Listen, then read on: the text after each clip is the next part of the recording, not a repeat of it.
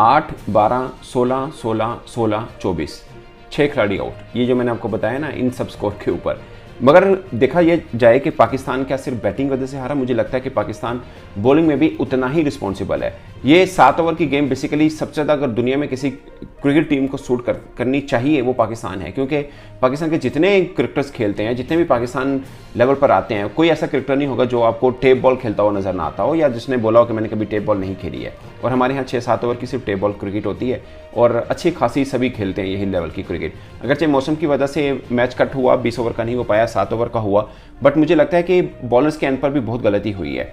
आप ऑस्ट्रेलियाई बॉलर्स को देखें, उनके नाम गिने आप, और पाकिस्तानी बॉलिंग लाइनअप को देखें तो आपको सारा एक्सपीरियंस पाकिस्तानी साइड पे नजर आएगा। नसीम, शहीन, हारिस, अगरचे अब्बास अफरीदी इन एक्सपीरियंस में सबसे नए टाइप के बॉलर थे, मगर सबसे अच्छी बॉलिंग शायद उन्होंने की है। उन्होंने 1 ओवर किया और शानदार ओवर किया, और बैटिंग भी उन्होंने ज़बरदस्त की है। बट कुल मिला के बॉलिंग बैटिंग दोनों बुरी तरह से पाकिस्तान की कोलैप्स हुई हैं, और सबसे खास बात फील्डिंग भी शायद पाकिस्तान की बुरी है। किसी तरह से भी ये ब्रिस्बेन का ये मैच पाकिस्तान की तरफ था ही नहीं कभी, और मुझे जब पाकिस्तान की बॉलिंग खत्म हुई तब भी लगा कि मोमेंटम पाकिस्तान की तरफ है ही नहीं है। खासकर लास्ट ओवर के अंदर भी आप नसीम शाह का ओवर देखें, वो कुछ खास नहीं रहा, और नसीम पूरे मैच के अंदर सारा ऑफ कलर नजर आए हैं। अगरचे हारिस रऊफ ने एक ओवर बड़ा ज़बरदस्त किया, मगर दूसरे ओवर के अंदर आकर उन्होंने फिर मैक्सवेल से ही मार खाई, जो कि T20 में उन्हीं की टीम के साथ खेलते हैं। अगरचे वनडे के अंदर हारिस वर्सेस मैक्सवेल, हारिस के तरफ रहा के 3 बार उन्होंने आउट किया, मगर यहाँ T20 में काफ़ी हद तक उनके सेकंड ओवर के अंदर मैक्सवेल ने अच्छी खासी बैटिंग की है। तो पाकिस्तान के अगर बैटिंग ऑर्डर की बात करें, थोड़ा चेंज नजर आया। ऑफकोर्स वो एक्सपेक्टेड भी था कि साहबजादा फरहान के साथ ही पाकिस्तान जाएगा, बट अब बाबर आजम को देखें, रिजवान को देखें, साहबजादा फरहान, इरफान खान न्याजी, उस्मान खान, सलमान आगा, ये 6 बल्लेबाज हैं। डबल फिगर में कोई नहीं आया, और अब्बास अफरीदी ने थोड़ी बैटिंग के अंदर दिखाई, मगर मैच उस वक्त तक पाकिस्तान के एंड से खत्म हो चुका हुआ था। खासकर जब अब्बास अफरीदी और हसीबुल्लाह खड़े थे तो बज़ाहिर ऐसा लग रहा था कि ये तो अब आपको मतलब हर बॉल पे चौका चाहिए, तब जाके आप कहीं जीत सकते हैं। बट 7 ओवर का खेल था, इसमें कोई भी टीम किसी तरह से भी लेके जा सकती है, कि अनएक्सपेक्टेड गेम होता है, इसमें कोई शक नहीं है। बट मुझे लगता है कि पाकिस्तान की बॉलिंग थोड़ी इमेच्योर नजर आई है, बैटिंग भी नजर आई है। अगरचे सबको लग रहा होगा कि सिर्फ बैटिंग वजह से पाकिस्तान हारा है, बट मुझे लगता है कि शायद बॉलिंग भी बुरी लगी। और बैटिंग का भी कुछ एक आप देख सकते हैं कि पहले 2 चौके लगाए, उसके बाद शॉर्ट पिच के ऊपर आउट हुए साहबजादा फरहान। मैं एक्सपेक्ट कर रहा था कि भले नई बॉलिंग के साथ उतरा है ऑस्ट्रेलिया, मगर शॉर्ट पिच के ऊपर वो जरूर पाकिस्तान का शिकार करेगा। खासकर उस्मान खान के ऊपर शॉर्ट पिच के ऊपर आएंगे, वो भी एक शॉट खेले, उसके बाद आउट हुए। बाबर आजम भी एक शॉट खेल पाए, वो भी फिर शॉट मारते ही आउट हुए। रिजवान का एक्सपेक्ट होता है कि वो मिड विकेट की तरफ खेलते हैं, वो भी आउट हुए। सलमान आगा भी सेम मुझे लगेगा डिटो कॉपी हुई है जैसे रिजवान आउट हुए।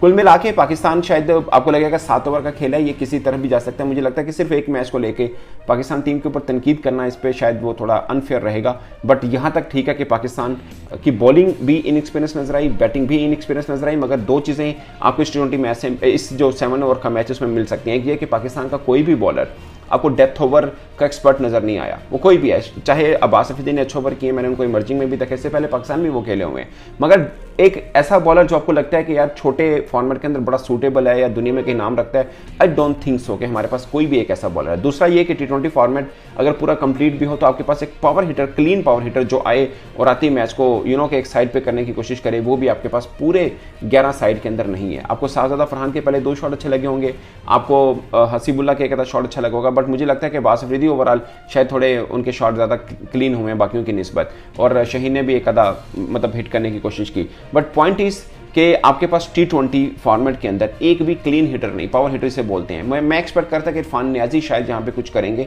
मगर उनके भी पल्ले बॉल उस तरह से पड़ा नहीं है।